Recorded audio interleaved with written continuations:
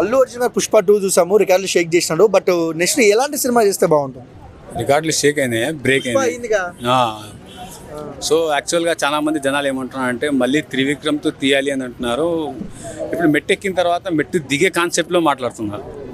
ఇప్పుడు మన త్రివిక్రమ్ ఏంటంటే మనకు తెలుగు రాష్ట్రాలకు సంబంధించినటువంటి మెటీరియల్ని ఫుల్ ఫ్లెడ్జ్గా ఇవ్వగలిగినారు.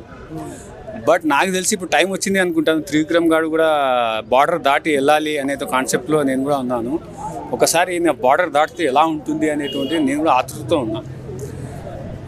నెక్స్ట్ ఆల్రెడీ చాలా 3-4 సినిమాలు తీసినట్టున్నారు బన్నీ గారితో. అదే 3 హిట్ అని, అవన్నీ మన బార్డర్ లోపల ఉన్నాయి. ఈసారి బార్డర్ దాటి చేస్తే బాగుంటుంది అనుకున్నా. అయినా మనం ఎన్ని ప్లాన్లు వేసుకున్నా అల్లు అర్జున్కే ఉంది. అంటే ఇంకొక విషయానికి వస్తే వర్కౌట్ అవుతుంది అన్న. ఎందుకంటే త్రివిక్రమ్ అనే వ్యక్తి తెలుగు డైరెక్టరు. సో మన లాస్ట్ గుంటూరు గానం కూడా డిబేట్ టాక్ వచ్చింది. సో పాన్ ఇండియా లెవెల్లో మన అల్లు అర్జున్ని క్యారీ చేయగలరా? ఈయన క్యారీ చేయకపోతే ఆల్రెడీ ఆయన క్యారీ చేసుకుని పోయినాడు కదా, అర్థమైందా? ఆల్రెడీ ఆయన అల్లు అర్జున్ క్యారీ చేసుకుని వెళ్ళిపోయినాడు. బట్ మా కథకి డైరెక్షన్ కావాలా, డైరెక్టర్ కావాలా, సాహిత్యం కావాలి. బట్ మన తెలుగు సాహిత్యం ఉంది. మరి బయట వాళ్ళని మనం తీసుకుని మరి ముందుకు వెళ్తారా, లేకపోతే లేదు నేను తెలుగుకి అంకితం అవుతాను అనేటువంటిది తెలుగు భక్తితో ఉన్నారా త్రివిక్రమ్ గారు అనేటువంటిది ఆయన మాటలోనే తెలియలేదు.